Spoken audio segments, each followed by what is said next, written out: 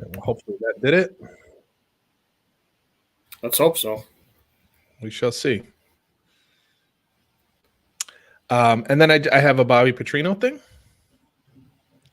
Real quick with that. Oh, that fucking ghost back in college football. Isn't that something? That's why, because it's like not just anybody. Yeah. It's rare. It's a very strange situation. You have a Carr Brady Rodgers? I do. Okay, I'll let you take the lead on that. And we got our bets and then our 94s. That's it, bro. I don't know if you heard the story. I'm going to tell you. It comes from the world of golf, but Jesus Christ. So wait till you hear this. I haven't heard any golf stories, I don't think. Oh, it's a Masters story. It's unbelievable. Oh, good. I'm intrigued. I'm ready to fast forward the show now. It's something else. It's something. When you want to do the Hall of Fame after the NFL? Oh shit! Yeah, let me shoehorn that in there. Yeah, right in here we'll do some Hall of Fame. HOF. Yeah, I forgot about that. Okay, we'll stick it right in there. Ready to go? Yes, sir. Yeah, it's a pretty wild story. When I get to it, it's a pretty wild story. Everything plugged You're in? gonna sit there saying, "I wish I was that guy." Okay. So you'll understand. So make sure this does its thing, and then I will fire this up. What's up, everybody, and welcome to Bump and Run. I'm Pete Colasano, joined as always by my good friend Scott Bracey. What is going on, dude?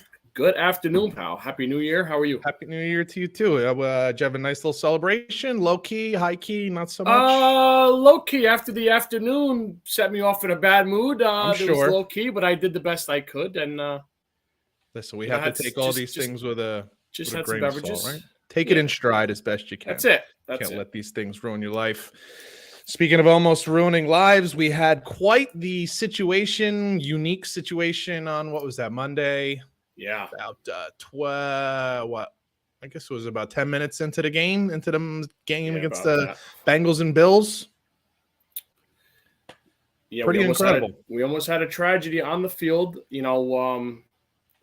Safety DeMar Hamlin for the Bills made a routine tackle. Not even helmet to helmet. And he went into cardiac arrest on the field. A very scary moment. A little credit here to everyone involved. Joe Buck, I thought, did a really good job. I thought Lisa Salters did an excellent job. And I don't know why they kept throwing back to Suzy Kolber and Booger and Adam Schefter. But you're 100% right that the people on site did fantastic. I'm not a Joe Buck fan. He was excellent. True professional, showed why he's a pro. No doubt. Lisa Salters, same way. She was doing her job. Like, she was trying to get reporting done. Very impressive. In the studio, Suzy Kolber embarrassed herself, in my opinion. Yeah. And they just shouldn't have kept going back to those guys because they just kept saying the same thing over and over again. Like, leave it alone. You're almost making things worse. Yeah. Like, just do something else. Go to a college basketball game. Do something else. That was awful. So, and it's funny the way you said about the hit itself. I was flipping channels, so I didn't see it happen. So I come back, and we've seen the scene before with guys kneeling and praying for their teammates, and I'm thinking, wow, it must have been one of these, helmet to helmet, or somebody had a neck compression kind of situation. Somebody maybe paralyzed. But the one thing I did notice was the solemn tone that Joe Buck and Troy, they were so solemn, I almost didn't recognize their voices. They sounded almost like somebody else because Joe Buck's not doing his announcer's voice. Yeah. And I'm like, dude, what the hell? It sounds like someone died. And then I'm sitting there like, shit, did somebody die? I really hadn't known what happened. So I start flipping through the score app and Bleacher Report, and I'm trying to find anything. I can't find anything on what happened. It was just too soon. No reporting hadn't been done yet, So Outkick, right on top of things, they had the video of the tackle. And I'm like, dude, what the hell? That wasn't even, I wouldn't even call that a hit. It was more of a corralling. He kind of just wrapped his arms around them and even kind of down. Kind of hopped up in a way hell yeah. He was on, I got that tackle, got him down. And then just boom. And I'm like, oh shit. You just don't see that. So, it was pretty crazy you know. And then when you start hearing things like CPR, they're delivering CPR, you're sitting there like, you know, it's kind of one of those train wreck scenes where it's like you want to see what happens, but you don't want to see what happens because you know what it means if what happens. Yeah.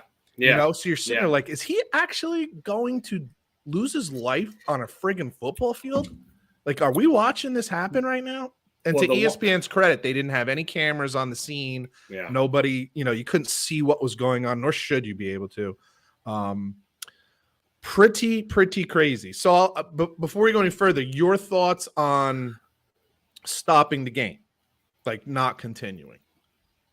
That night, I think it was a good idea because looking at those guys, even on the Bengals side, you know, T. Higgins is still not doing great from what I hear because that was the guy who hit him. Yeah, he has no fault in this. No, none. 0.0. When it's you, yeah.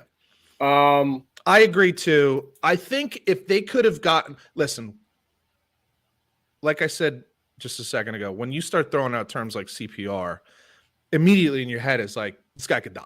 Yep. And as a player or anybody, as a colleague, which I'm going to get into it, take a different angle in about 2 seconds here. But just as a colleague, even, you want to know just at least that they're okay, that they're alive. Yeah. So I thought if there was able to get word, even once they sent them to the locker room, if you can get word like, hey, he's conscious, he's breathing, he's doing better. I thought at least at that point, maybe they could have continued. You know what I mean? Like if you know, hey, he's okay, he's on the mend, we got him stabilized, you could go out and play because you're like, okay. But without that, I just can't imagine being out on the field thinking, dude, that guy's dead and we're playing football here right now. Well, like Lisa Salters said, you know, you're expecting, like we've been, like, listen, I've been there with a neck injury with the ambulance on the field too, so it's very scary personally. But, you know, when she was saying you're expecting him to, like, be on the gurney with the thumbs up, like, I'm good to go, and it didn't happen, and not to mention, like, everything you just said, 5 times worse than that, you can't get it. And then I don't know if the reports are true or not about the 5 minutes, get ready to go, guys. That was a little cloudy, but I don't know if that was just, listen, I think that's kind of how it goes when there's major injuries. I think it's like, hey, gather your guys together in about 5 minutes. We're going to get going. I don't know if that came down from the league. I would assume that's just what the referees would have said. The protocol, right. It's just your natural, you know, everybody's looking to like just hammer somebody for something. It's like, you know what? You wouldn't make this good decision. We got Skip Bayless acting like a fucking idiot with the shit that he posts right away. And he's supposed to be one of the, you know, great thinkers in sports television. So like, stop looking to blame and be like, hey, you understand these people are making, frankly, multi-million dollar decisions, life or death decisions. Unprecedented, never done before. Yeah. Yeah. And so to that effect too, like there were people on the field, medical professionals on the field ready to go and got right to it on a situation that's never happened before.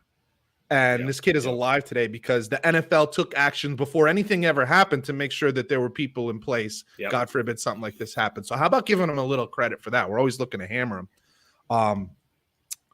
But then, you know, so I'm okay. I'm with you. I'm okay that that night, no game. And even, you know, the next day, I thought, again, if I had news that he's on the mend, he's okay, breathing on his own, he's on the road. Holding hands. Yep. Everybody can move forward relatively quickly. But even now, and this is 3 days later, as we're taping this on Thursday, he's recovering, but he's still on a ventilator.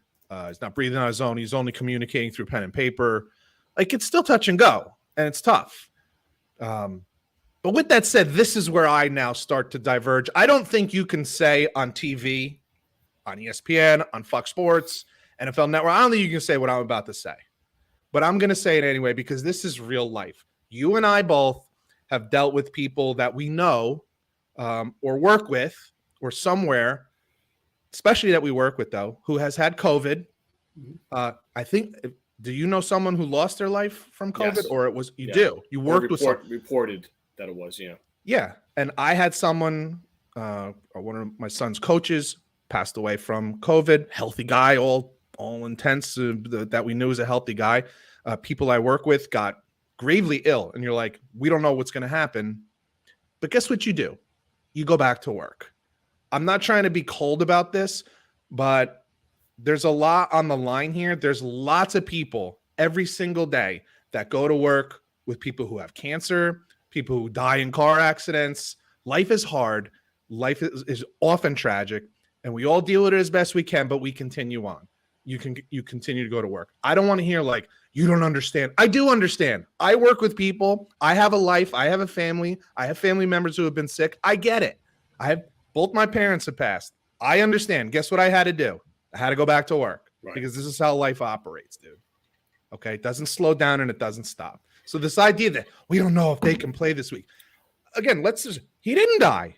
Yeah. He's alive and he's on the mend. Can we stop with this? The game doesn't matter. To who? You tell me who it doesn't matter to. Right. Does it matter to Kansas City? Does it matter to Cincinnati? I heard today, what was the report I heard? I'm trying to think of who said it. Your dumbass buddy, Mike Florio, was saying they're just going to bail on the game total and just, because it doesn't matter. And then what they said was they'll go by winning percentage. And, well, maybe Buffalo would just have to play in Cincinnati if that's the way it works out for a playoff game. And I'm like, you think it doesn't matter to Buffalo, those guys who played 17 games, whether or not they play at home? This is why you play so hard the whole season to get the number 1 seed and get the home game. You think they don't care if they get Buffalo? In Buffalo. You think they don't care that they get to wake up in their bed on game day? In the freezing cold? Insane? If the Chargers got to go there? From a dome team from LA? Matters. Come on, dude. It matters. Yeah. You think it doesn't matter to Kansas City? You think if Kansas City ends up getting a 2 seed instead of a 1 seed because they didn't play the game, that they're not going to be pissed? I would never stand for that. Yeah.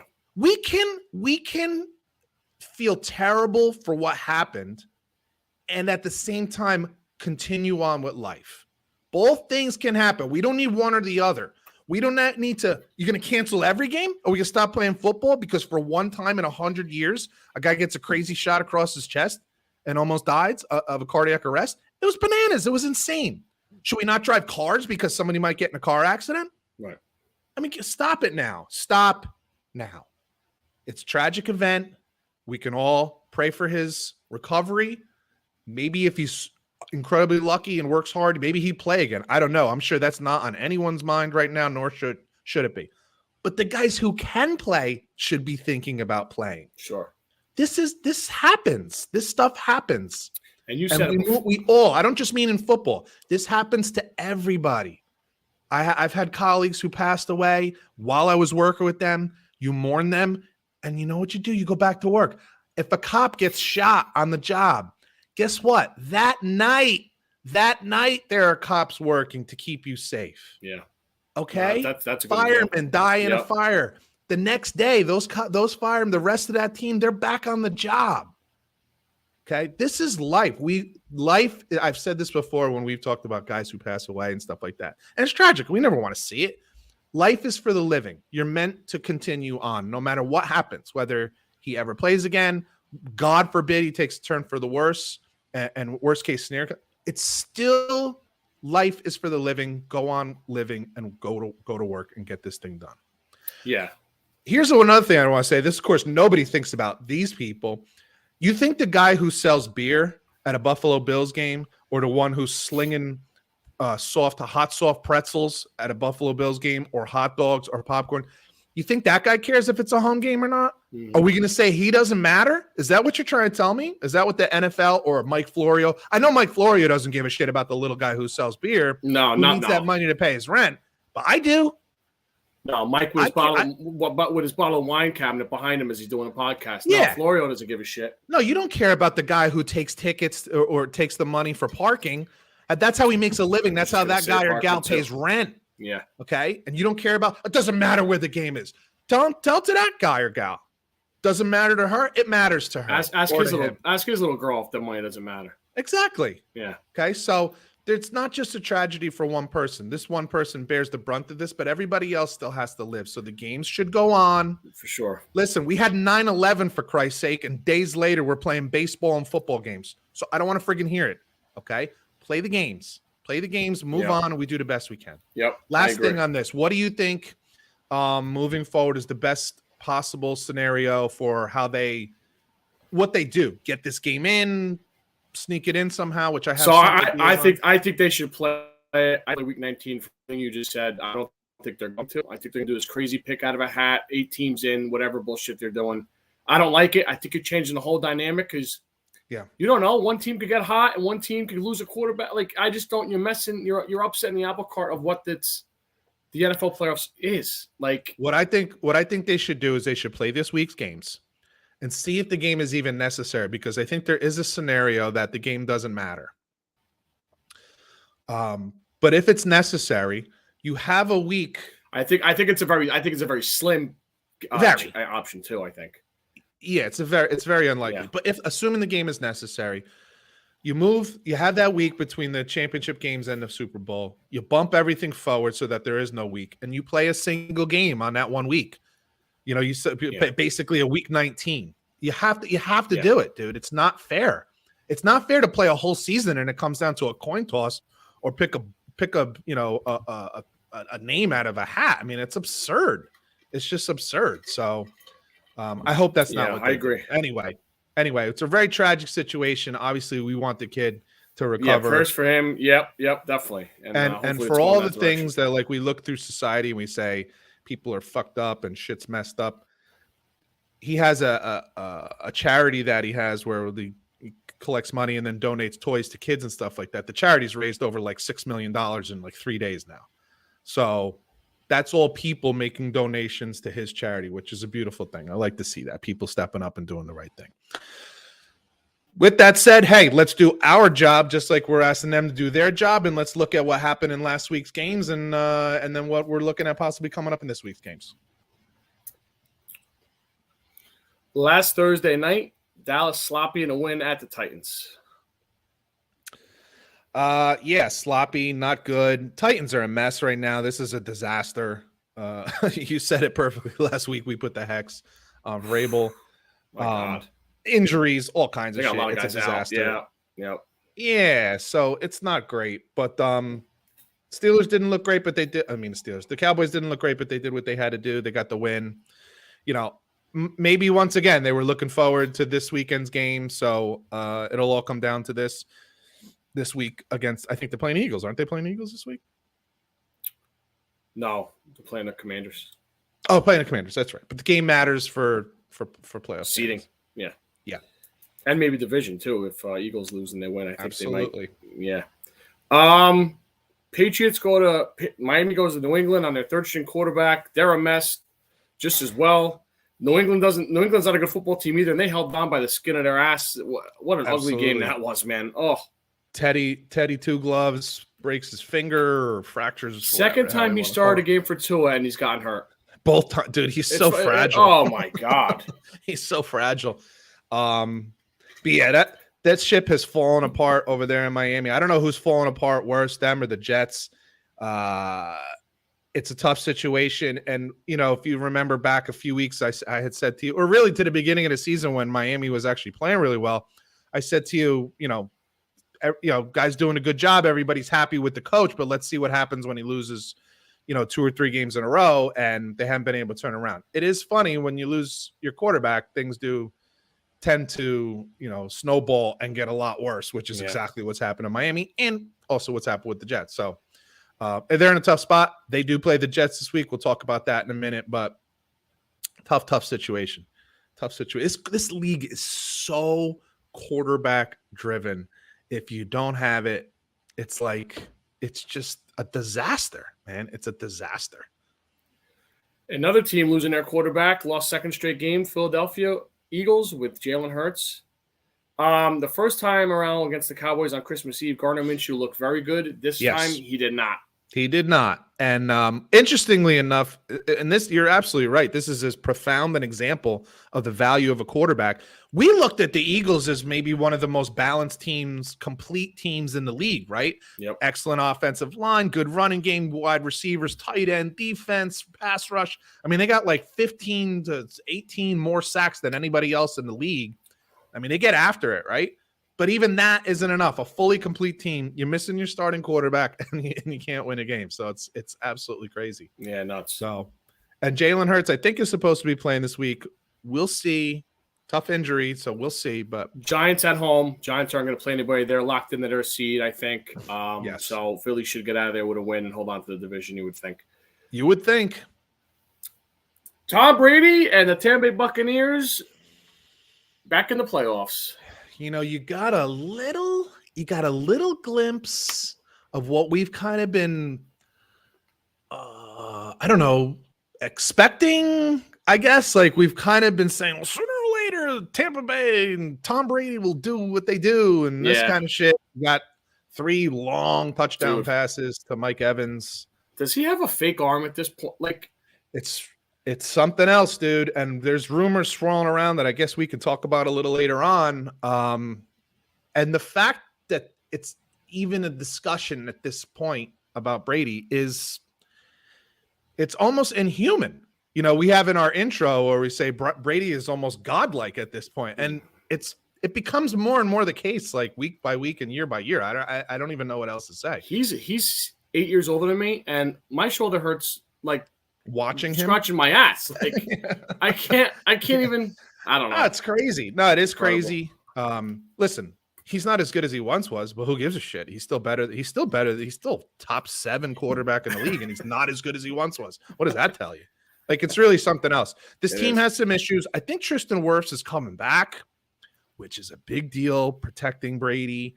I will just say, if they are on the healthy side, they're going to get a home game in the playoffs. If Tristan Wirfs is healthy, and I think they'll probably hold him out or let him play a little this week, but not much. I just say be careful. I will just say be careful. You know, incredible. It's incredible that we're even saying that. How does it get to that? I don't know. It's insane. It's insane. Niners and Raiders backup quarterbacks galore. What a thriller! In Vegas. If you'd have told me that Jared Stidham was going to throw for like 350, 3 touchdowns, and let's be honest, look pretty good. There were times that there's throws he made that I was like, oh shit, like okay. I didn't realize I didn't think about it at the time or when we talked about it last week, but I was like, as the game is about to start, I'm like, oh, Stidham played for New England for a few years. While Tom Brady was still there, actually. And McDaniels was the OC. So now I'm like, oh, I understand now. Makes a lot more sense. And then the fact that he did well makes sense because he was in that system before. Their defense is terrible, but the fact that they made it a game, Brock Purdy is pretty good, dude. The fact that this was a close game, did it go to overtime? Was this an overtime game? Yeah. The fact that it went to overtime had nothing to do with him. He played well. And I got to tell you another thing is McCaffrey has really impressed me. Yeah. He's impressed me. I mean, we always knew he was like a great receiver out of the backfield, but he just looks like he's running hard, like physical hard. Dude, and he pops up every time. Like he doesn't, it's amazing. He gets pounded too. Like, but that's what I'm saying. Like, I feel like he was a lot more downhill. Finesse. Yeah. He's like when he gets to go, he's a downhill runner. And he's almost like, I don't want to say looking for contact, but he's not avoiding it. No. And every time he gets tackled, I'm like, okay, he's up. Yeah. Because we know, at any point he can get banged up relatively easily. But he's looked fantastic and has made a huge difference. Correct me if I'm wrong. I don't think they've lost since he's been there. You might be right. Maybe to Kansas City. Maybe it was like the first game. Yeah, you know what? I think you're right. I think it was the first game he barely played. He was there for like 3 hours. Yeah. So yeah. But they look good. I think San Francisco is the team to beat in the NFC. I know it all has to go through Philly most likely, but I still think if you were to say who has the best odds to go to Super Bowl from the NFC, I would still take San Francisco. Yeah, I would too. Well, I have this written down as the Jets are cooked, but I don't know if that's true anymore. If they go to 8 teams in the playoffs now, I think the Jets might have a shot. What do you mean if they go to 8 teams? You hear the latest right before we got on? No.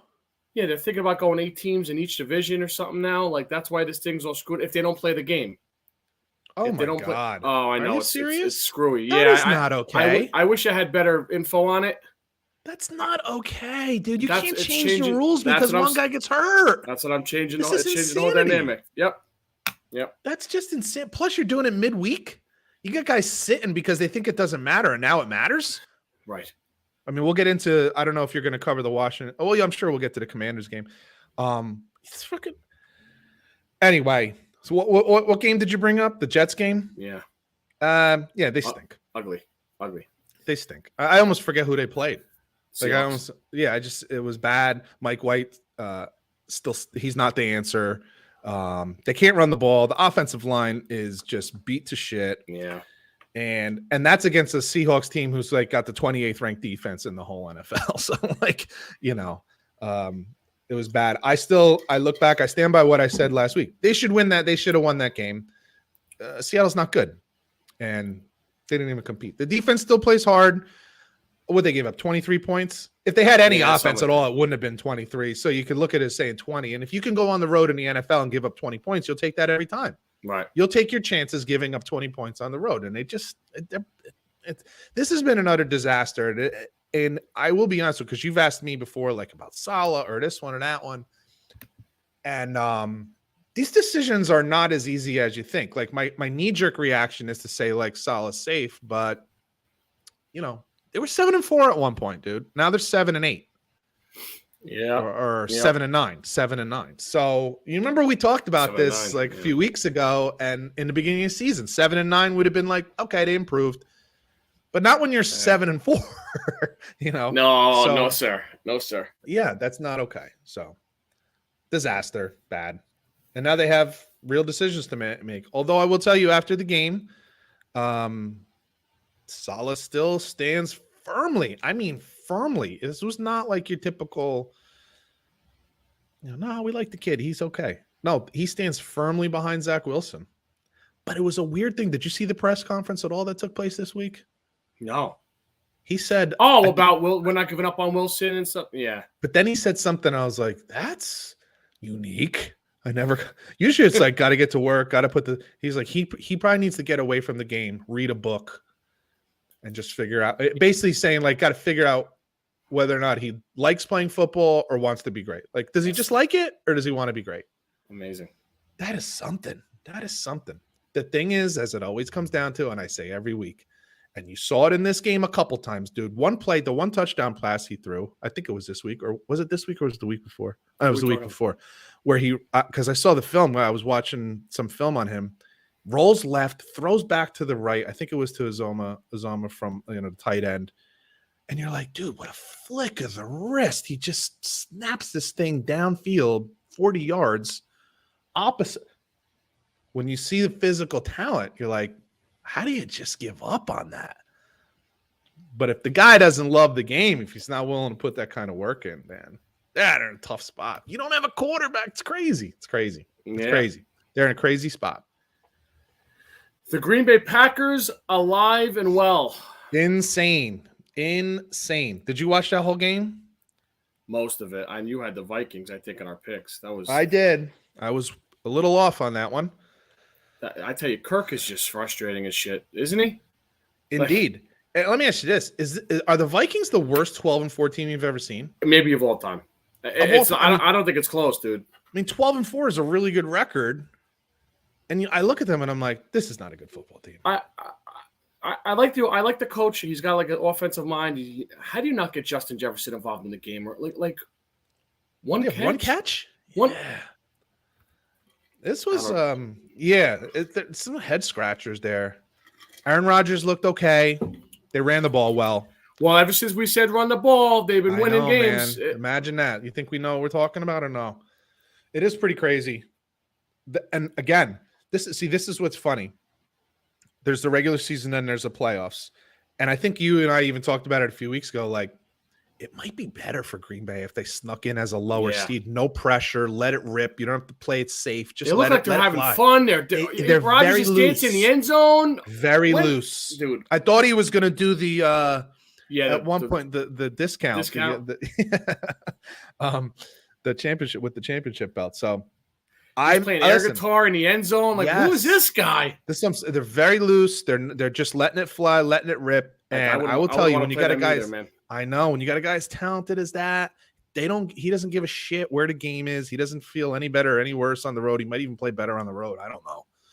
But if they're on the road, he doesn't have to like be conservative. He can just let it fly. And I think if that's what they're doing, look out, man.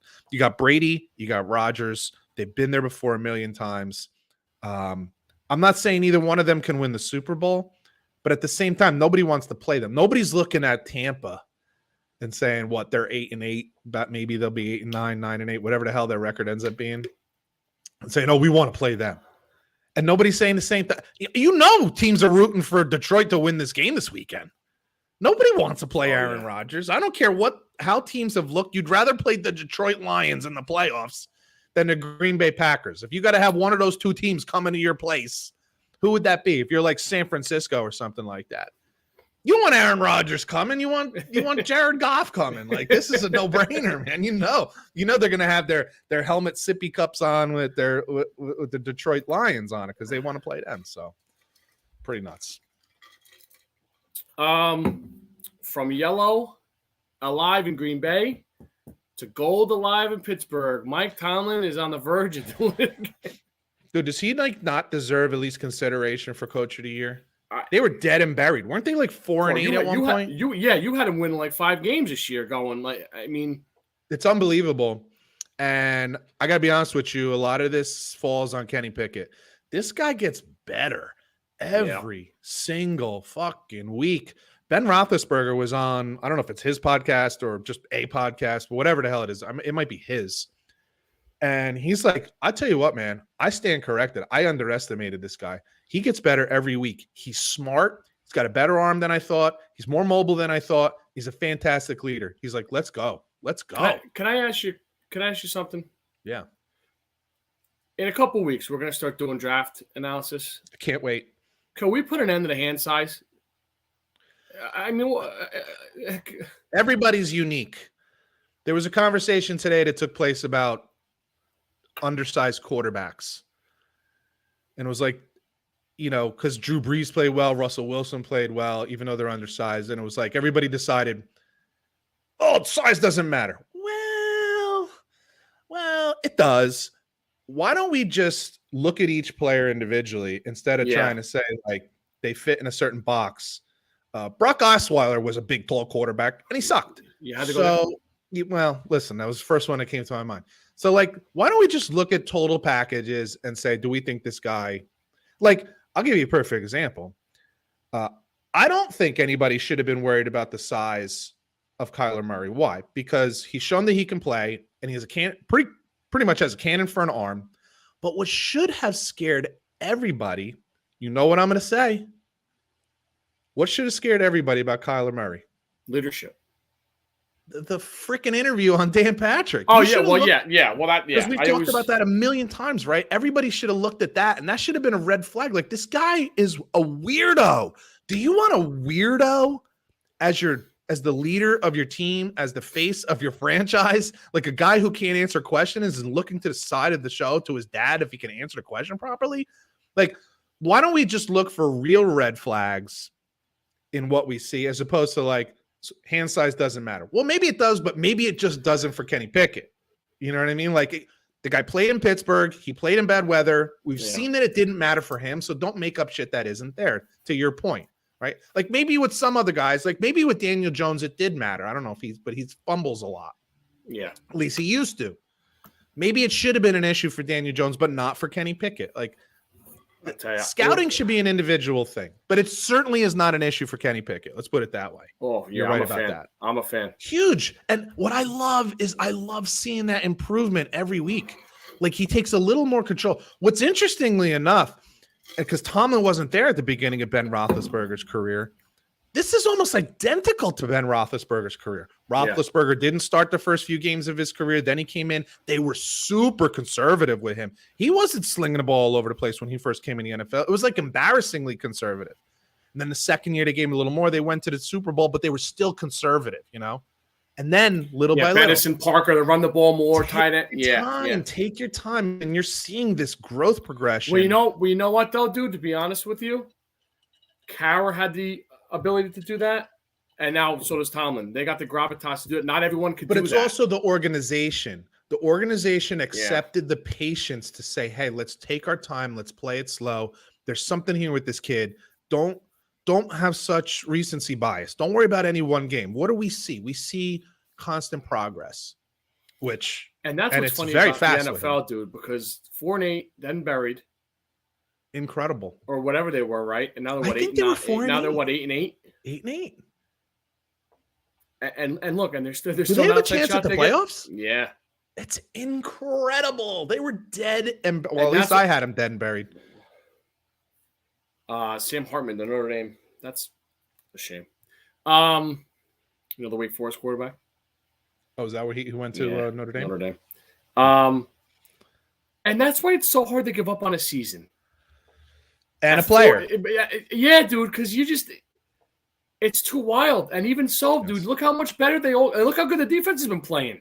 Giving up 13 points a game. One guy comes back, TJ Watt comes back, and all of a sudden it's like, what a difference, right? What a difference.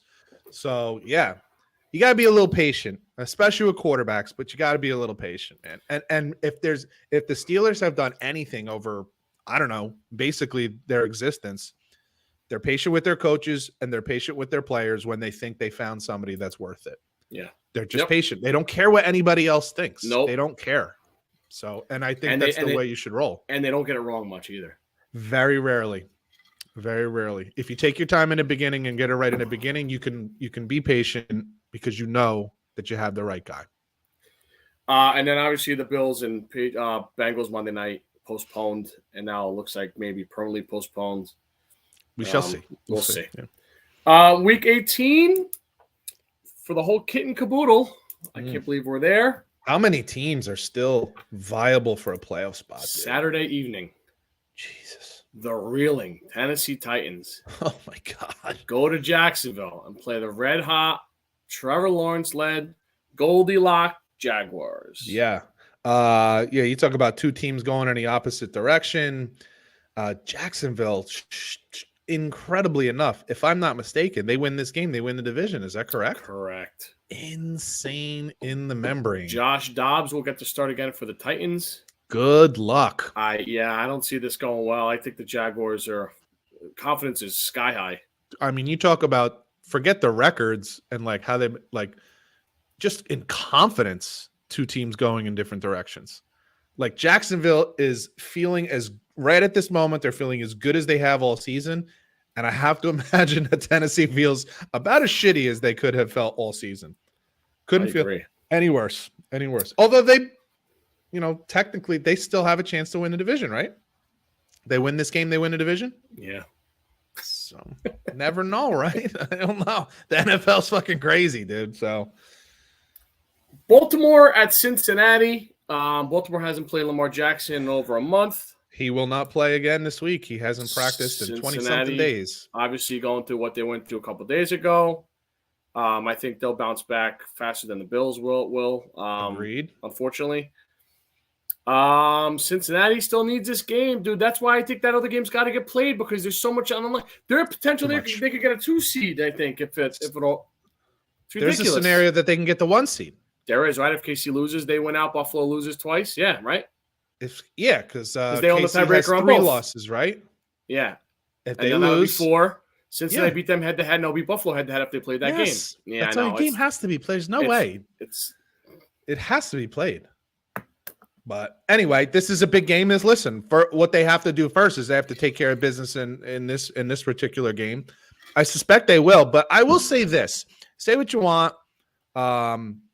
Baltimore plays hard.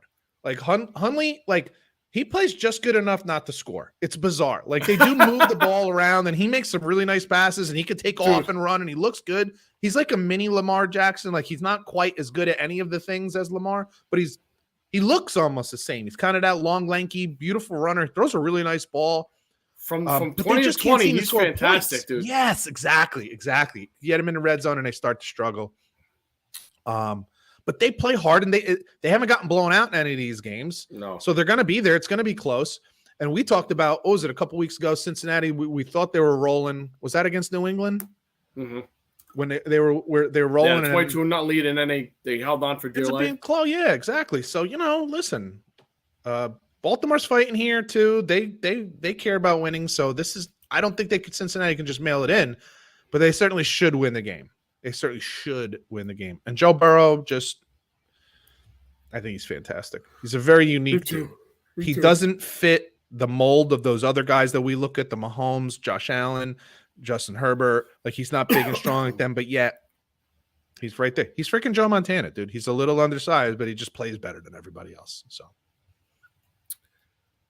New England at Buffalo. New England hanging. By the way, before you go any further, I want to say something about that game because you mentioned T. Higgins before. Yeah. What they need to do, I don't care how they do it, end around, quick screen. You have to get early. You got to get him the ball at least once, maybe a couple times early in this game. I got to be. I totally agree. I get him the ball the whole drive. I throw it to him the whole fucking drive. I would just get him in the mindset of playing football. Like, get this shit out of your head right now. Let's just play some football. So sorry about that. And no, listen, you're right, because like everyone could talk him till he's blue in the face. Yeah, he's in his own head at night and by himself, and you can't change his mindset if you. Yep. New England at Buffalo. Obviously, Buffalo might have a tough time, but maybe coming out of it now that they know their buddy's doing better. Again, a game that they need. New England needs the game as well to get in the playoffs. This game's a huge game, dude. Absolutely, and it's really hard to bet against Belichick when a playoff spot is on the line. That New England defense is going to be playing hard, playing physical. We don't totally get what the hell they're doing on offense. But like you said, strange times with Buffalo going through this crazy scenario that they're dealing with. Where's that game? Buffalo. That helps a lot. That helps a lot, all things considered. Like, if they had to travel on like a Saturday to deal with that, although it's not a real long trip, the fact that they get to play this at home, you get the fans warming them up with this whole thing, showing that love. That'll help a lot. But, New England's not just going to be some cakewalk. Belichick will have that defense ready to go. Belichick is a cold-hearted bastard. He doesn't give a shit what happened to Buffalo last week. He would love to go in there and ruin the fucking day. So that shit don't matter. What are your thoughts on Mac Jones? I never was a big fan. So I think he's average. But I think if you're not average in the league, I think he's like, I put him like 20. Yeah, I'd like to see him with a competent offensive coordinator too, because last year he was in the playoffs as a rookie. So yeah, I'd like to see. I just don't like his arm and athleticism. Like, I don't like his whining. I don't like that either. But I get that. I'd be pretty pissed if I didn't actually have an offensive guy calling offensive plays. I'd be a little aggravated. Or about a wide that. receiver you can name off the top of your head. Yeah, but there's just things about him that I don't think can be fixed, like his arm strength and his mobility, that I don't know that the other things make up for it enough. So I just don't love him.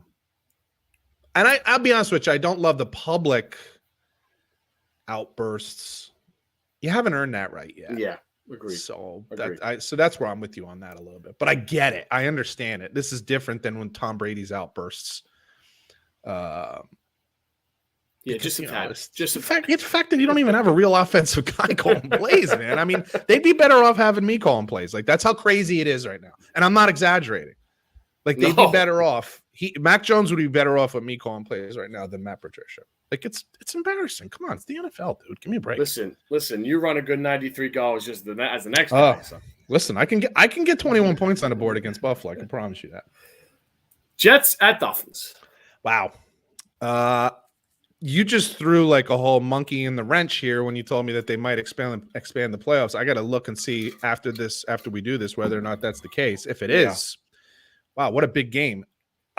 If I'm the Jets, if you know anything about history, like, the Miami Dolphins have ruined your life multiple times. For about 30 years. At least. So I'm all on board with sticking it up their ass, even if we can't make the playoffs. Plus, it just would be nice to end the season on a winning note. Yeah. On top of the fact that Miami is on their third string quarterback. Like, you beat this kid already this year. Bad. If you're at home, right? This game is in New York at MetLife. Oh, it's in Miami? Yeah. You should win this game, dude. Like, show some pride. Show some pride. The defense, Miami's defense is not that great. Go put 24 points on the board and get out of there with a win and ruin Miami's day. Let them worry about firing their coach instead of their coach getting our coach fired, like always happens. Come on, get after it. Oh, he's fired up. I'm not, though. I have no faith. None.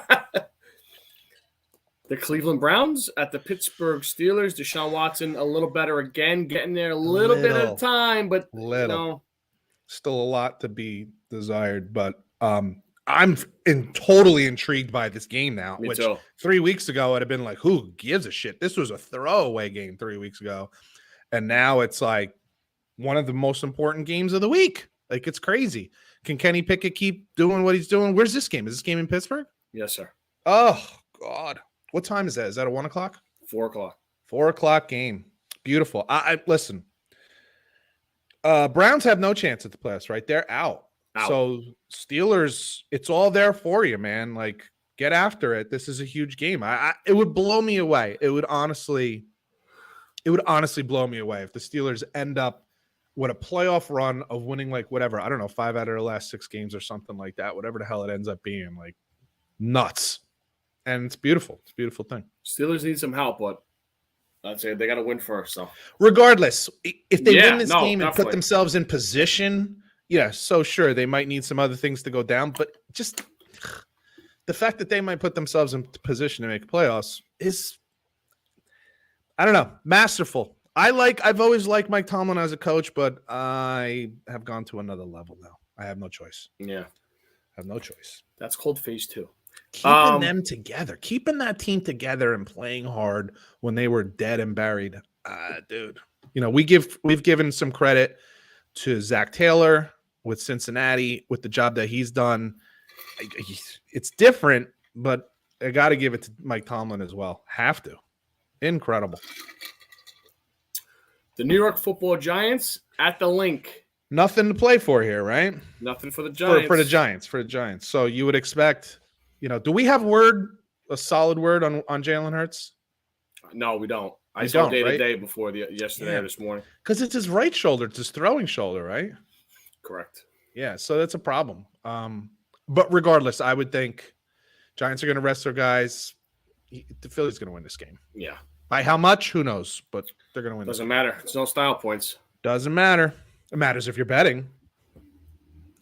Well, yeah. I didn't bet this game. I'm not laying 14 in a fucking. Is that what it is? It's got it. Let me see. Something up there. Was it 12?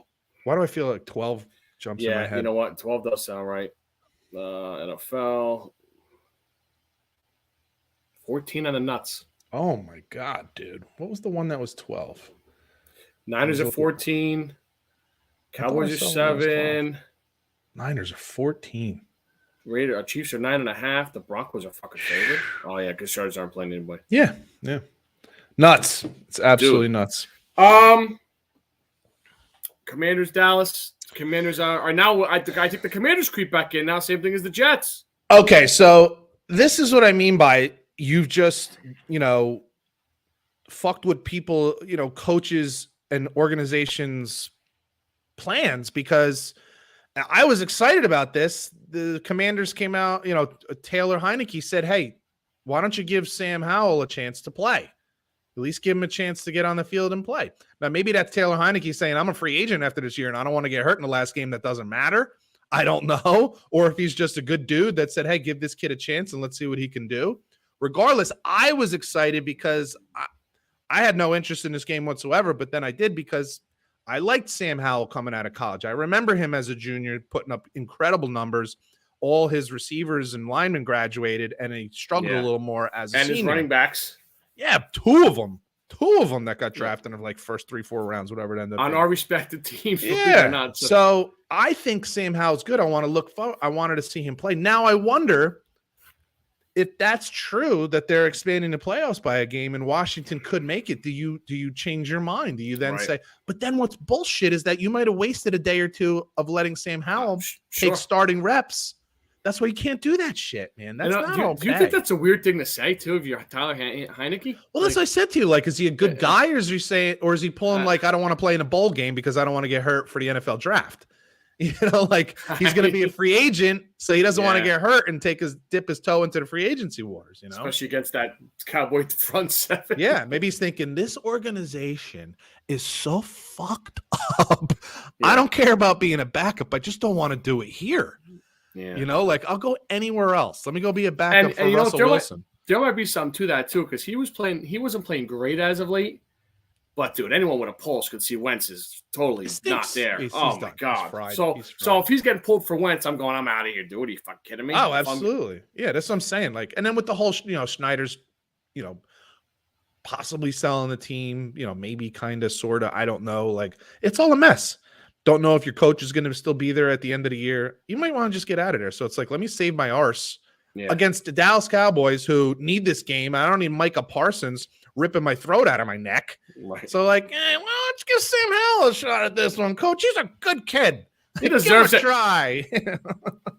Last one, brother. Sunday night, the regular season ends. Can you believe this? Our adopted team, the Detroit Lions, at the Green Bay Packers. Can you believe this? The final game of the regular season in prime time at night, flexed are the Detroit Lions into this game. This wasn't initially scheduled as the night game. It got flexed into it. Unbelievable, dude. What a ride it has been for what the hell's the coach named? Dan Campbell. Like, you think about it, like, they played well last year but couldn't win any games. They had players recruiting guys in the offseason for them. There was all this excitement with Hard Knocks. Get off to a shitty start. Like, you win one game, but you lose a couple heartbreakers, and then you just take off. Like, this guy has been on some friggin' ride, man. Yeah, it has been. And now to get a chance to knock off Green Bay in Lambeau. And there's still options for them to make the playoffs? I think if Seattle wins during the day, I think this game doesn't matter. I think it won't matter anymore. So it'll just be okay. So it's just amazing. At least for the Lions, it doesn't, because I heard them ask Dan Campbell, if you know your fate already now, he goes, we're going there for one thing, so win the game. We don't care what happens. Oh, and he should be. And that's a typical Dan Campbell. Dude, that is a fucking next year booster right out of the gate. Oh my God, shit, yeah. Because when's the last time they won in Green Bay? I don't even know, but when's the last time they won an important game? Yeah, that's another like just point. A game that had any importance. Like, I agree with you 100%. Dude, it's just been crazy. After the first 4 or 5 games, people were talking about, you know what? We were right. He's not a head coach. And now there's no doubt about it. He'll be back next year. And you're absolutely right. If they pull off this victory, dude, unbelievable. That's going to be an exciting game. I'm going to be watching that. And I got to be honest with you. I would love to see Jared Goff play a good game. Yeah, I would love to see him go off. Win or lose, I would like to see him have a good game because he's got such a raw deal for so long. You want to do Hall of Fame? You want to do Yeah. So I guess the nominations, the final 15 nominations? Yes, sir. I got for right Hall here. of Fame this year. And I thought, hey, let's go through the list and you and I can say whether or not we think they belong in. Because I think I have a slightly different test than you do. I got to be honest with you. I don't know that I know any of them. Is Darrelle Revis one of them? Yeah. Okay, so he's literally the only one that I know that's on this list because I don't really pay attention to this stuff. Let's do Scott. Yeah, so this is kind of a game. Yeah, this is kind of a game for us, like in or out, So let's go through them all. I already said Darrelle Revis, and to me, he's in. It's I agree. So let's do that one. No brainer. And first ballot too. Yeah, absolutely.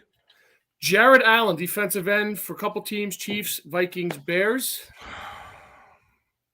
You thought about too long. He's out. I think he's out. I think it's a no. Right I don't think he's out forever, but I think he's out now. Yeah. So like, are these? Yeah. If I could, maybe I could be convinced. If you shot a bunch of numbers at me, maybe I could be convinced. But off the top of my head, like my first instinct is, I don't think so. He was really good there for a while. He was really good. He had like a 6-year stretch. He was excellent. Yeah. I could be. I'll say no, but I might be able to be convinced. Yeah. I'll put it out. I might be able to be sold on it. Willie Anderson, offensive tackle, Cincinnati Bengals. I don't even know who he is, so I'm going to say no. He played a long – I think he played a Boomer, I think, or maybe a little after that. Maybe not that old, but yeah, I'm going to say out as well. I'm a no.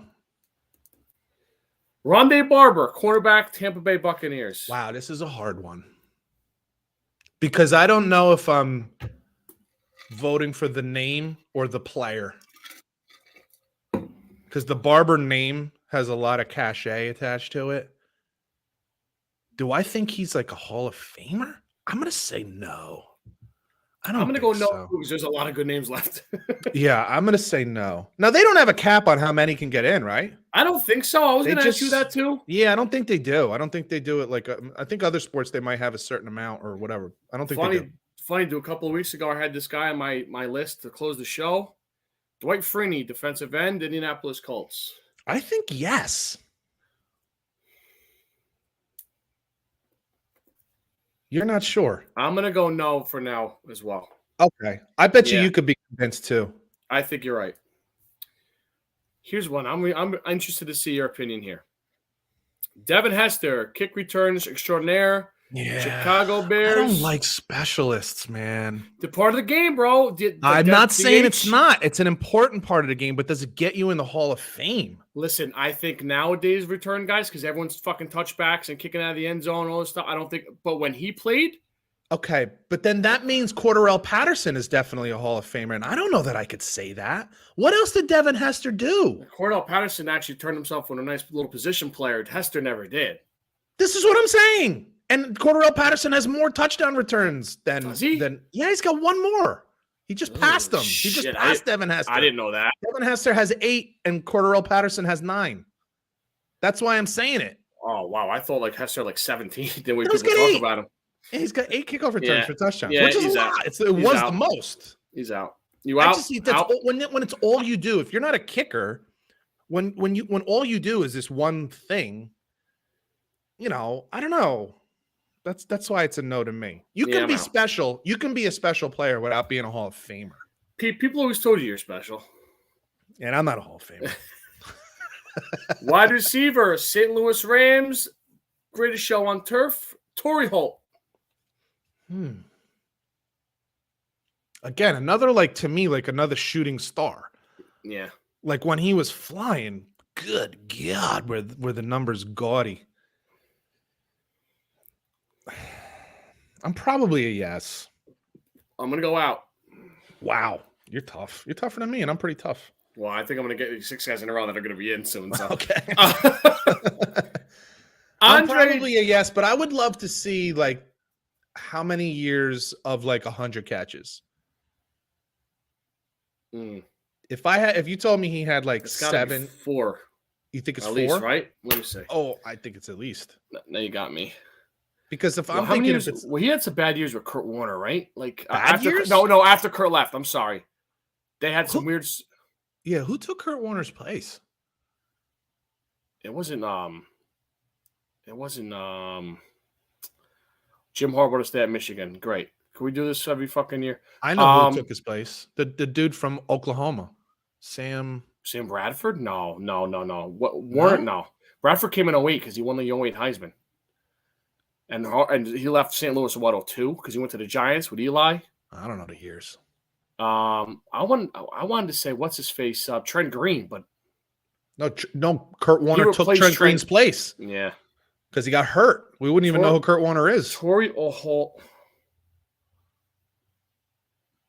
Wow. 7-time Pro Bowler, 920 catches. No, I don't want. I want to see stats. 7-time Pro Bowler. That means he had at least 7 seasons with like 1,000 yards. How many catches over 100? You thought? How many years with over 100 catches? 6. You're not even close. 3. 2. Ooh. How many years over 1,000 yards? 8. Yeah, well, because they were loaded. They had multiple wide receivers. That's why. Because when you say not 100, he had 89, 92, right? 82, 81, 91, 117, 94, 102, 93, 93, and then his career was. He's 60. right there. Yeah. 6 or 7 years of like right around. I'm gonna go again. I'm gonna go out for now, but he'll be in at some point. Yeah, I could. I would accept that. Not like an Art Monk wait, but like a wait. I would be okay with that if that went down. I'd also be okay if he got in. Wide receiver, Houston Texans, Andre Johnson. I'm in. Yeah, huh? Yeah, I'm in. That guy was a one-man wrecking crew for a mediocre Texan team for about 10 years. You think it was that long around that he Matt Schaub was his quarterback. Some other schmuck. He played with Deshaun Watson too, didn't he? Maybe a year or two, not long. Because you got to think, Watson's what? In his 6th year in the league or whatever, and Johnson's already out 5 if he's already on his ballot. So maybe a year. Right. You're right. I don't know. I think I'd have to be sold on him with numbers. All right. I'm going to go out with you. Yeah. I don't know this gentleman, so this is more in your neck of the woods. Albert Lewis, cornerback, Chiefs, Raiders. I'm a no. Yeah. This to me is a absolute no-brainer. Offensive tackle, Joe Thomas, Cleveland Browns. Yes, done. No-brainer. I'm curious to see here because this guy is a guy that you don't particularly like as a rival opponent. I'm an unbiased journalist here, Scott. Dolphin inside linebacker, Zach Thomas. Oh, man. I don't know. Hall of Famer? I'm going to say no. I'm going to say no. Like, I don't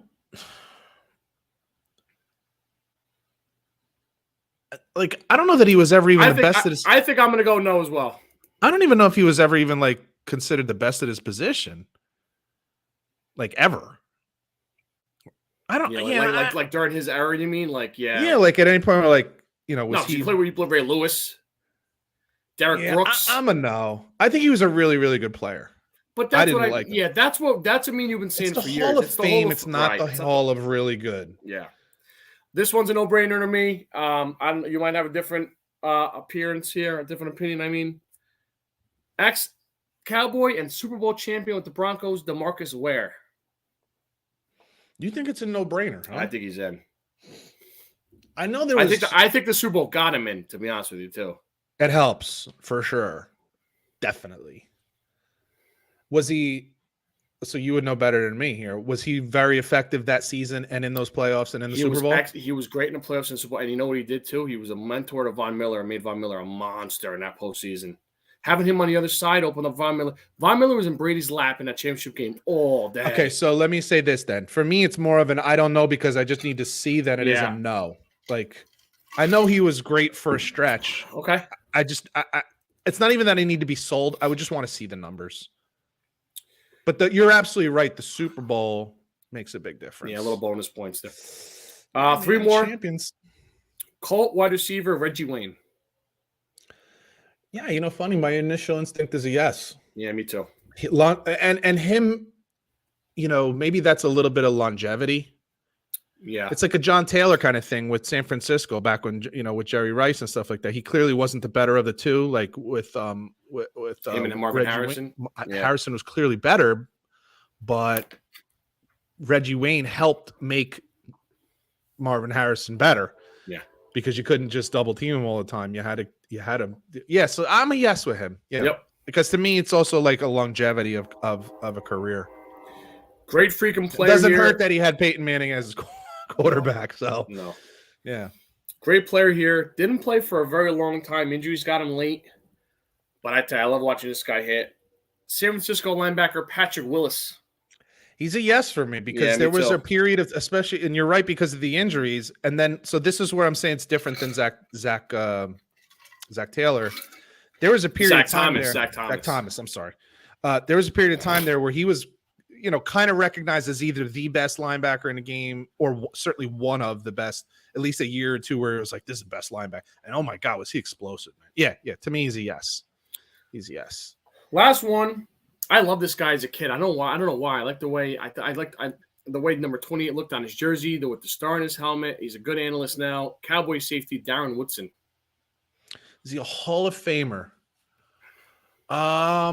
Yeah, I think he's got to be. Was he a part of all three Super Bowl wins? Yeah. I hate using the word no-brainer, but I think it's kind of a no-brainer. I think he has to be. So how many times was he? Do you have any idea how many times he was a Pro Bowler? Sure, I could tell you. Because I feel like this is going back a bit now because that was like the 90s. But I feel like he was recognized as one of, if not the best safety there for a little bit. 3-time Super Bowl champ, 4-time All-Pro, 5-time Pro Bowler. Yeah, that's a Hall of Famer. All-Pro. When you're 4-time All-Pro, that means you're the best in your conference. 1,350 tackles, 23 picks, 2 touchdowns, 17 forced fumbles, 11 fumble recoveries, 11 sacks. That's pretty good, dude. Yeah, he's a Hall of Famer. All right, Scotty has 1, 2, 3, 4, 5, 6, 7 guys in. Peter has 1, 2, 3, 4, 5, 6, 7 guys in. Wow, how about that? How about that? Not the same 7 though, right? Not the same 7. Slightly different, but yeah. I have a little Derek Carr, Tom Brady, Aaron Rodgers thing quickly. Please. The news broke last week, about an hour after we ended the show. Derek Carr got benched and then decided to leave the team, saying he didn't want to be a distraction. Anything you hear about Carr, everyone loves him. He's a nice guy. Yeah. Devontae Adams was praising him up and down this week. I thought it was a strange move, but I tell you, the Stidham thing looked like a good plan. The guy was ready to go, man. I don't know. You don't want to get too hung up on any one game, but first of all, it was against the 49ers, whose defense is insane. Relative, I would think, pretty universally recognized as the best defense in the league right now. So, yeah. But you don't want to get too hung up on any one game. No. But I find this so curious. I think Derek Carr is really good. I've said to you, I don't think he's a top tier guy, but I think he's the next tier guy. Yeah. I think he's like a 10, 11, 12, 9, 10, 11, 12, somewhere in that range. Could clearly win games with him. And you talk about forgetting things. How quickly we forget. And I guess this isn't McDaniel's problem because he wasn't in Las Vegas last year, but it was Derek Carr that kept that team together last year when all that shit went down with John Gruden and with the other dude who got in the car accident and killed somebody or whatever the hell, drunk drive. Like, it was Derek Carr who kept that team together and made a playoff push at the end of that season, putting up big numbers, playing hard. This guy was an MVP candidate one year before he got hurt, has put up big numbers. What was most unusual this year, unlike every year he's ever had, a lot of interceptions this year, which was unusual for him, especially when you consider the weapons that he had. It was unusual. Maybe he was trying to force it too many times. I don't know. But I just find it curious. You don't necessarily have a plan in place, although you bring up a name like Brady, and it came out today that the Raiders are going to make a hard push to get Brady, which is unbelievable to me. Because this guy will be 46 years old next year. He'll be playing at 46 next year. First of all, you're assuming he's going to be playing. Now, I recognize that he's now free of any marital commitments, so that helps. But he's still 46. And you don't necessarily want a guy you're going to let go of Derek Carr, who's like 28 years old. For a guy who's 20 years older than him, that you, at best, what are you getting? 2 years? You're hoping to get 2 years out of it? It's unbelievable. It's really unbelievable. It's not ridiculous. Like, it's not crazy on the Raiders' part, but it's fucking believable that we're even talking about this right now, man. It boggles my friggin' mind. One thing I want to add about Carr, and then we'll move on to Brady and Rodgers. Carr got hurt a little bit too. He didn't have Renfro and Waller for a lot of the season, so that's why he might have been forcing some shit into too. But yeah, you said about Brady. Not much more to add on. There will be a mad rush to see for people to get. There are going to be a number of teams. Would you take him on the Jets? Hell to the yeah. Yeah. Oh, my God. Yeah. Sign me up today. I don't care. Yes. Yeah. Yeah. You know what? That's a good fit, I think. Hell yeah. It's a perfect fit because he's just mobile enough to run that offense, get out of the pocket and throw the ball. And they need a little leadership, too. Leadership, stability. Yeah. I think Robert Saleh and Joe Douglas could sell him on coming there. I would be willing to give up 1 first-round pick. I don't know if he wants to leave the West Coast, though. I don't know either. He might not have any options. So the statement that he made was that he wants to go to an organization that has stability. I just have to be honest here. The Jets are not anywhere near the most stable organization. Although I will say it's improving. With Joe Douglas and Saleh, most people are looking at them now as being more stable. What I fear is that the Johnsons, I don't want to call them meddling owners, but they're impatient. And that, to me, could be something that scares Derek Carr away. But you got teams like the Washington Commanders, Carolina, Houston, frankly, Tennessee at this point, which I think would probably be, if Derek Carr had a brain, Tennessee. I want him to come to the Jets, but I would strongly consider Tennessee. That's like a great fit. Yeah, I don't know about on the West Coast. I don't know what would work. Seattle? I don't know if I'd want to go play in Seattle. What else is there? Like Rams, Westish. If Stafford hangs it up. Nah, Stafford. Stick with Baker? I don't think Stafford's going to hang it up. Do you? Do you think that's a possibility? I don't know. There were some rumors about him maybe ending it quicker than people think. I didn't know that. That would certainly change the dynamics. Yeah, I'm sorry, but go ahead. No. And then like Brady, Brady and Rodgers all year, we counted them out. Rodgers maybe one win away from going back to just these.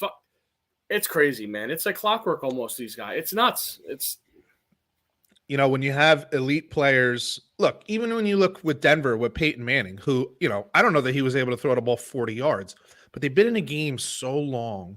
Yeah, I mean, he literally brained his way to a Super Bowl that year because he couldn't throw for shit. They actually benched him for how many weeks did they bench him? Yeah, 4 weeks, whatever it was.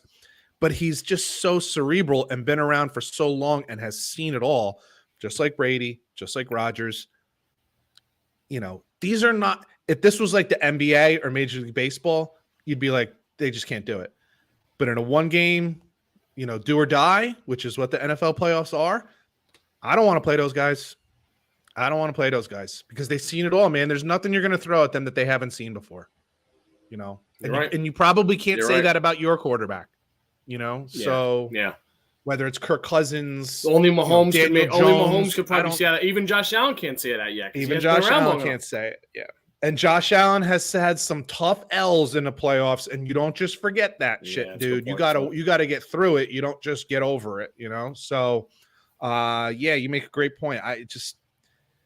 Once it comes down to those pressure moments, and not that I think that Aaron Rodgers is a big pressure guy, but you mentioned it before. He looks loose.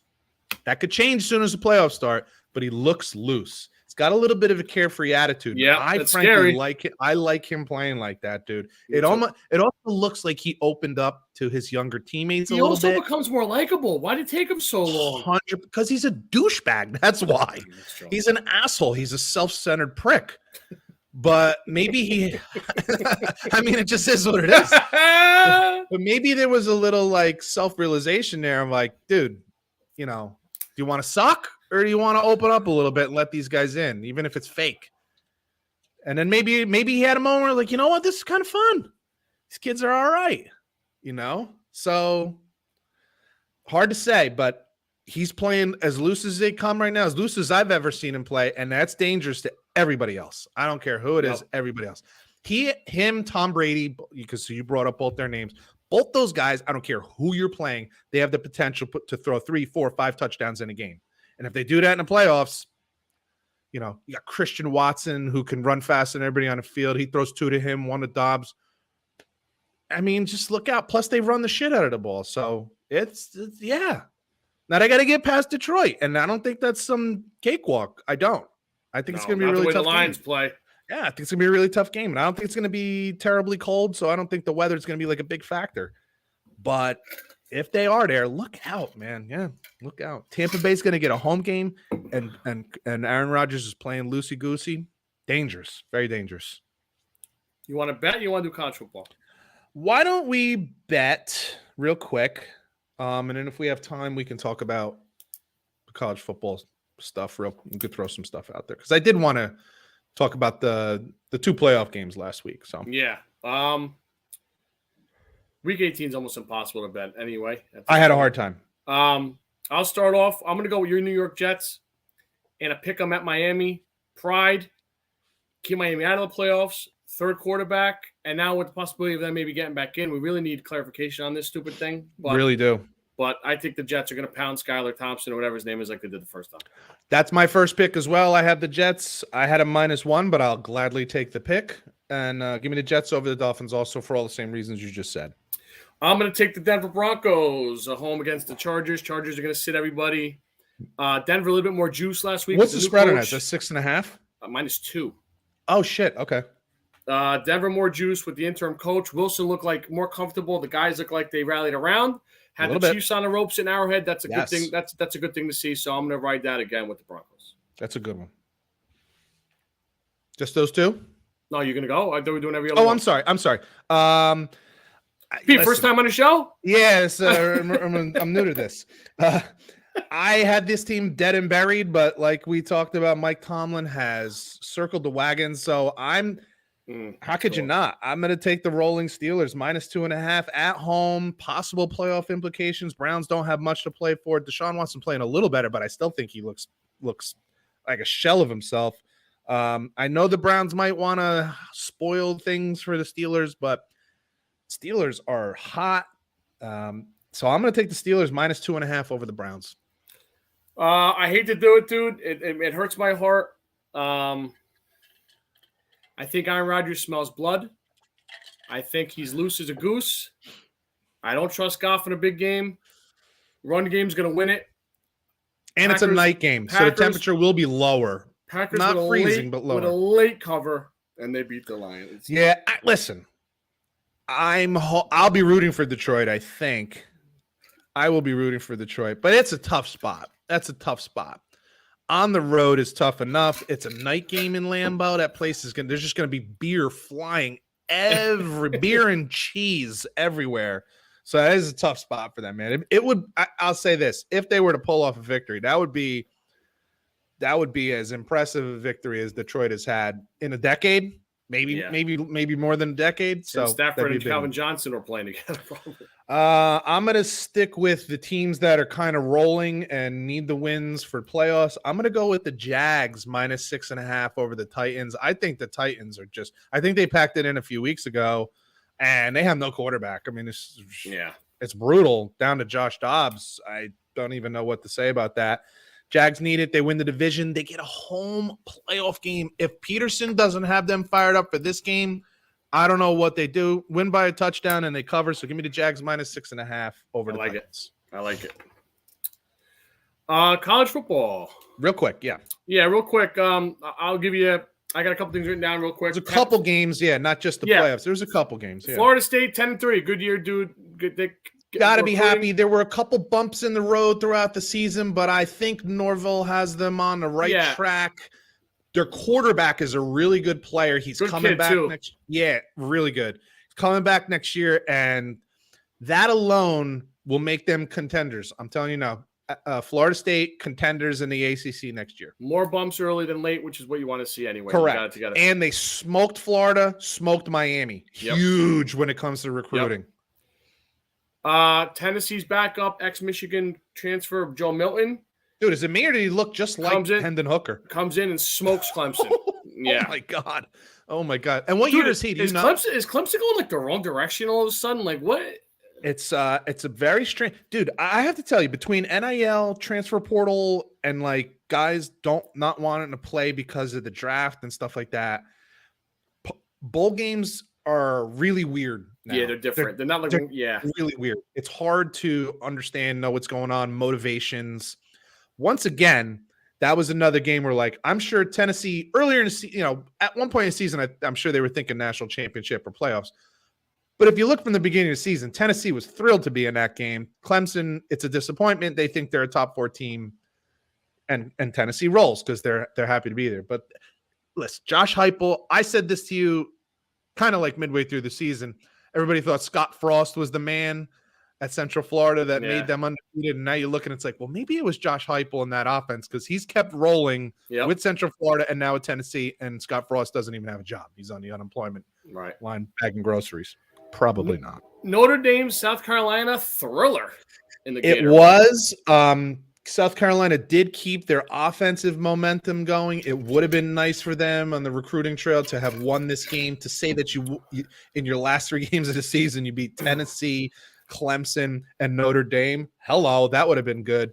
But a good showing nonetheless. I am really interested to see what Notre Dame does in the offseason, what Freeman does as their head coach. There were things I liked that I saw this year, things that I didn't like. So I don't know where they are. I don't know where Notre Dame is. They're not where Brian Kelly had them. I don't know if they're going to get there, but it's interesting. They're an interesting watch right now. It's funny because last week you said Notre Dame's defense hasn't playing well and their offense has been crummy, and they swapped that right away. Yep. So Alabama, their stars all play and they make a statement. Ooh, boy. One of my winners. I told you there are 2 coaches in college football that I trusted to overcome the rule of who wants to be there and who doesn't want to be there. Yeah. And Nick Saban was one of them. And interestingly enough, the reason I said to you was if any of those guys come out and play shitty, Saban would have benched him in a second. And I think he did with a couple players because Kansas State actually was playing tough in the first quarter. Yeah. I mean, they put the fear of God into Alabama, and I guarantee you Nick Saban got up on a couple guys' asses, probably pulled a couple guys. He said, if you're going to play like this, get your ass out. And boy, did that ship turn quick. Yeah. And they ended up rolling big time. So. Yeah, coach ain't fucking around. We better get this thing rolling. Yeah. USC chokes away a brutal game in the Cotton Bowl. What the hell was that? It was a choke job. You said it perfectly. And Lincoln Riley got to my 3 losses like I called in the preseason. He ended up nailing that, right? And you know, it's interesting. I saw a stat, and I can't remember what it was, about Lincoln Riley giving up like double-digit leads or his record in bowl games or bowl games and playoffs. I forget what the hell it was now. Damn. I wish I should have taken a screenshot of it. But it did. Yeah, with big leads, right, or something like that. I think it was something like giving up double-digit leads and losing games. He's like got more than like any coach in major college football right now over the last 5 years. We do have to recognize this. I recognize that USC is a different scenario than Oklahoma, especially when it comes to recruiting. But let's not pretend. I think Lincoln Riley's a good coach, but let's not pretend that there weren't failures in big games when he was at Oklahoma. Mm. He has a losing record in bowl games, never won a playoff game, and they never, ever had a good defense, which they clearly don't have now.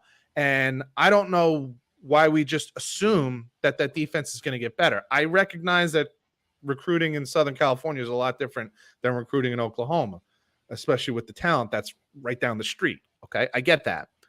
But he doesn't have some tracker. This is not Nick Saban or even, frankly, Bobby Petrino, like which we talked about earlier. Or did we talk about Bobby Petrino yet? I didn't bring that up yet, did I? No. Like he has a record. He has a history of losing big games. Lost the Pac-12 championship game and then loses the Rose Bowl. So, and I don't know if you saw on ESPN, Kirk Herbstreit kind of made a little comment about the nails thing. I did not. No, he did, and he made some comment, and then he actually cursed on air, which because then who's McAfee? the dude that McAfee's like, what'd you say? And Herbstreit goes, I didn't say nothing. He said, like, got to clean that shit up. That's what he's got to clean that shit up. McAfee's awesome. He's fantastic on there, dude. He makes all the difference. That was a great signing there. Because you know what happens here? If they can keep McAfee on that, if you have to say goodbye to Corso, which you're going to have to. Yeah, you have to at some point.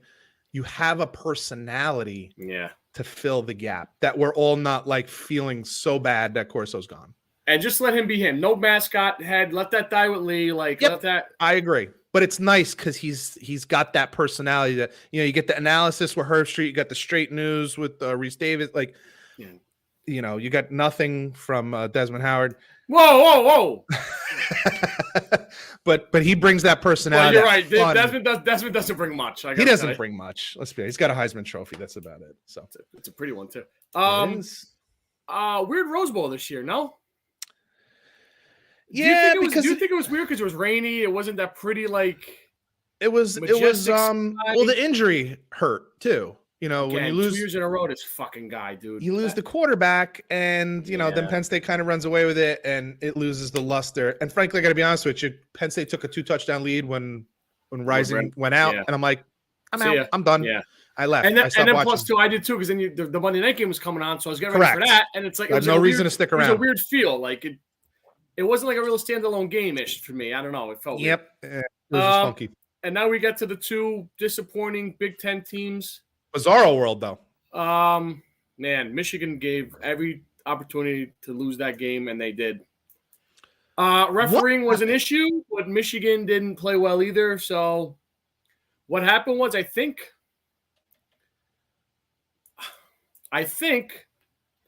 They thought they're going to roll the balls out there and run the ball down their throat, and TCU didn't let them, so credit to them. This is the second year in a row that's happened. They won the Joe Moore Award, which is the best offensive line in the country, and the bowl game has been another utter disaster for their offensive line. Last year, Georgia warranted a lot of high draft picks on that defense. I get it, different animal, but TCU runs a 3-3-5 for Christ's sake, and they couldn't run the ball really at all. First play of the game, Donovan Edwards goes for 60. They got a 4th and goal on the 1.5, and they decided to run the Philly special. Like what? You lost confidence in your run game right off the bat? Right. It didn't make any sense. Blake being out of that game, really. I said it to you last week. I wish Blake was in this game. I feel a lot better about it. Sure. And I feel bad for him looking at him at the sideline because I think he knew he'd be a difference maker. JJ played great, and they didn't. He threw 2 pick sixes where you can't have happen. But then he fought back. I wasn't that sad about the game because they were playing a lesser opponent, but they didn't quit. Like last year, they kind of quit. Right. Like they knew this year they kept fighting back and like there was a point late in the third, early in the fourth where you're like, I think Michigan's gonna figure this out. They just couldn't stop TCU. No, they couldn't. That was a problem too. That was a problem to me. That was the bigger deal. Was that they couldn't stop TCU. They couldn't get a pass rush. And then when they did, they had the perfect play call on every time. Yes, and there was a couple times where you're like, you felt like they had momentum. Because they just scored, and you're like, "Oh, down 4, like here they come." Yeah, and you're like, the defense going to step up. They're going to get after it, and they didn't, and they gave up another score, whether it was a touchdown or a field goal. You give up a 76-yard crossing route for a touchdown on a 4-yard pass. Yep, you're just not. You're just tough. Not that's what made it tough for me. Like, hey, listen, when you come up.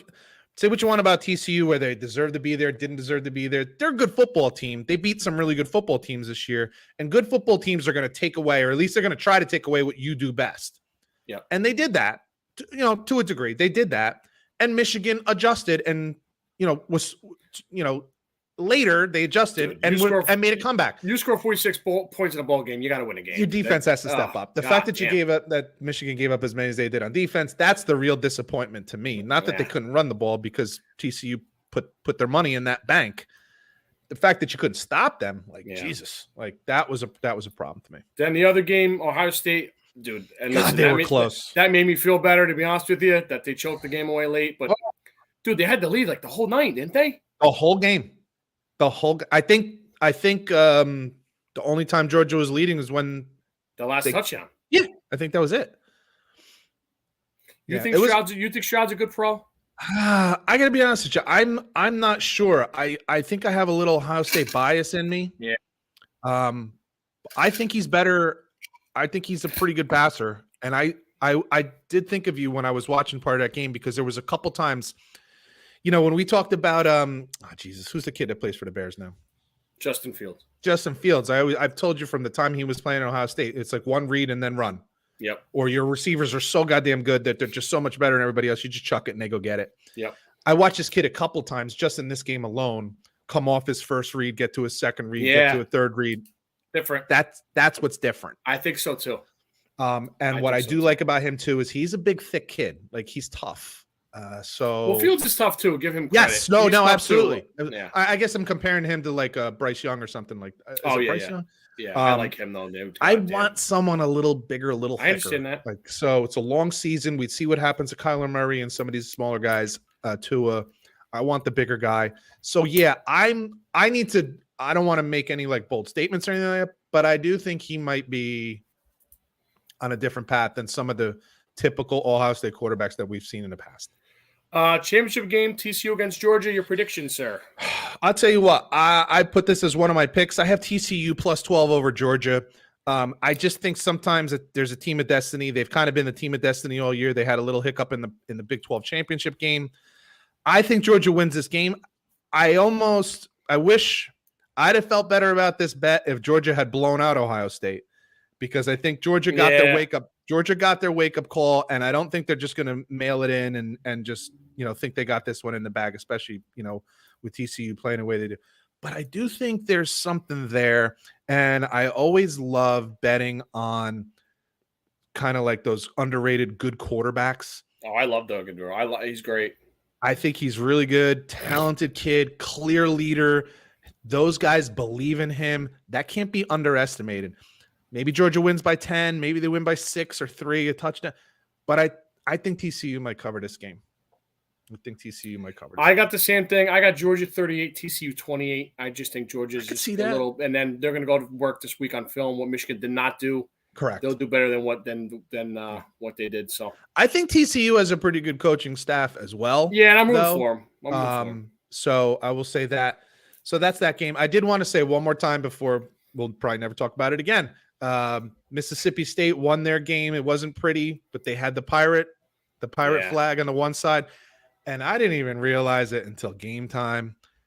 You talk about like the mysteries of the universe. What are the chances that they end up playing the game in Tampa Stadium with a giant fucking pirate ship in the fucking end zone? It's dude, like, honestly, I have to say, and I said it last week, I'm going to say it one more time because we'll never say it again. The attention. Mike Leach is a guy who never won a national championship. I don't know if he ever even won a conference championship. If he did, it wasn't too many. There weren't too many of them. I don't think he did either, right? I don't think so, because he was at Texas Tech, Washington State, and Mississippi State as head coaches. I don't think they won league conference championships at any of those. I don't remember them in the Sugar Bowl.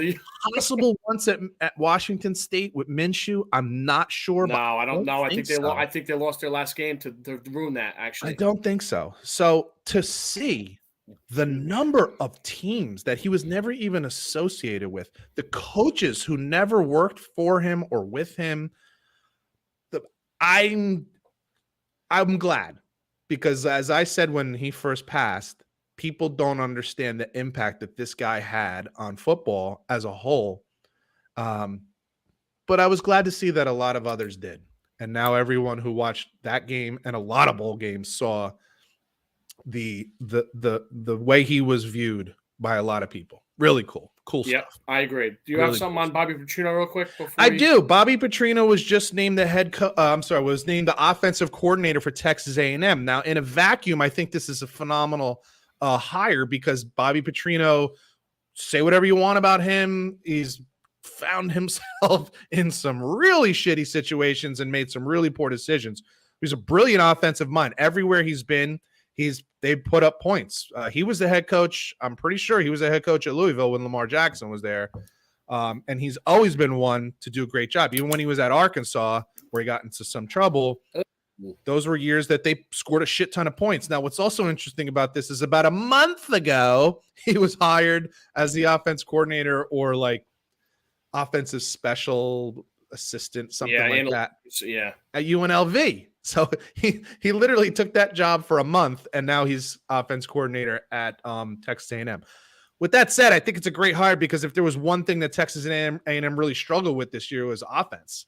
And they were losing guys in NIL. They were losing guys in transfer portal. And I think anybody who knows anything about college football knows that Bobby Petrino knows offense. So I think that can only help. And he's done amazing jobs with 3- and 4-star players at like Louisville and Arkansas. It will be interesting to see what he can do with 5-star players at Texas A&M. So good hire, but also interesting. It's a weird combination, Jimbo and him, isn't it? Like, listen, desperate times call for desperate measures, right? In the beginning of this season, Jimbo Fisher was like butting heads with Nick Saban. By the end of the season, there was concerns of whether or not he would even keep his job. Right. Didn't make a bowl game, so desperation brings out some pretty wild stuff, believe me. And this is definitely a little risky. Yeah. But Petrino knows offense as well as anybody in college football. So number 94. 94. I got 3 names for you. 2017 All-Pro, 7-time Pro Bowler, 2010 All-Decade Team, current Saints defensive end Cam Jordan. Number 2, 5-time Super Bowl champion. Jesus. 2-time All-Pro, 5-time Pro Bowler, ex-Niner. Can I guess? Cowboy. Is it Charles Haley? Yes, sir. Pro college and Football Hall of Fame defensive end Charles Haley. There's a no-brainer for the Hall of Fame. Number 1. Yeah. Name was said earlier. Super Bowl champion, 4-time All-Pro, 9-time Pro Bowler, 2-time sack leader, 2000 All-Decade Team. Ex-Cowboy and Bronco, and maybe real soon future Hall of Famer, DeMarcus Ware. Oh, very good list. Now, I have 2 questions for you. Number 1, Do you have a plan in place for when we get to 100? I don't. I got 6 weeks to figure that out. Okay. And number two, I had someone gave me the idea or asked me, are we doing anything special for our 100th episode? Oh. I think the season will be past the Super Bowl unless it lands exactly on the Super Bowl. It might, dude. And what if we got a week 19? Yeah, it might land right on the fucking Super Bowl. That'd be pretty crazy. But anyway, we might have to think of something special to do for our 100th episode. All right, I guess I'll wear pants. Nah, can't see anything. Don't worry about it. Rather you be feeling comfortable and loosey-goosey. Like Chris Berman. I have some golf news for you. Ooh, I love golf news. So I don't know if you know this, but Scott Stallings was invited to the Masters this year. And you're thinking, well, of course he was, because Scott Stallings was part of the finals in the Tour Championship last year. Interestingly enough, that's not the Scott Stallings I'm talking about. You must be like, what are you talking about? Yeah, I'm very confused. Scott Stallings received an invitation to the Masters, and the Georgia resident most likely will be there as a guest of the PGA Tour player by the same name for who the coveted invitation was intended. Stallings, the player who qualified for the Masters by reaching the Tour Championship last year, didn't realize what had happened until the other Scott Stallings sent him a series of messages on Instagram alerting him of the mail mix-up. So the other Scott says, "Hi, Scott. My name is Scott Stallings as well, and I'm from Georgia. My wife's name is Jennifer, too," the man wrote. Oh, my God. "I received a FedEx today from the Masters inviting me to play in the Masters tournament April 6th through the 9th, 2023. I'm 100% sure this is not for me." So the wrong Scott Stallings. What the hell did I say his name? Scott Stallings, right? Am I saying that right? I never heard of him. So, yeah. Well, he was in the finals of the FedEx Cup. That's the fantastic. wrong Scott Stallings gets the invitation from the Masters. He lives in Georgia, like Scott Stallings, the player. His wife's name is Jennifer, Crazy. like the Scott Stallings that's playing. What are the odds of that? And he will be the imposter. Scott Stallings will be at the Masters. We have to keep an eye on this for the story of that week, because there's definitely going to be a story. Oh, it's got to be. But he will actually be there. I wonder if they'll do some kind of like for sure profile with the two of them next to each other. I just thought that's crazy. By the way, could you imagine getting an invitation and you're like, "Well, Scott Bracey, you're playing in this year's." You'd be like, "What? Guess who's going? I'll shoot 117. I don't give a shit." At least. Oh my God. Could you imagine that though? Oh, getting that invitation. You know it's got to be like beautiful. Probably comes in like a green envelope or some shit like that. Yeah. Or a green the stamp. box. Yeah, it's got like a cigar box. So like it was probably some kind of like beautiful thing. It's got to be. So you must open that and be like, it's like Willy Wonka's golden ticket. You know, like, what the hell is this? And the fact that he reached out on Instagram and Scott Stallings actually paid attention to it, like, that's crazy to me. That's cool. Absolutely crazy. Because most celebrities, they're not paying any attention to that shit. No. So pretty nuts, pretty wild story. So it'd be fun for him though. He will be at the Masters to watch the player Scott Stallings, see if he can get himself a green jacket. That's it for us. So for Scott Bracey, I'm Pete Colasano. You've been listening to Bump and Run, and we'll catch you guys next week. Later. All right. That's Can you believe that shit? That's great, dude. I couldn't believe it. I thought maybe you heard it. That's why I wasn't sure. No. I was like, wait till you hear this one, dude. That's great. Could you imagine receiving that in the mail and being like, "I'm going to what?" No, you got to read it 4 times. What the fuck? Unbelievable. Fantastic. Cool. I'll have this up and ready in a little while. All right, boys. Sounds good, man. Have a good night. All right. Talk to you later. Thanks, Walt. Later.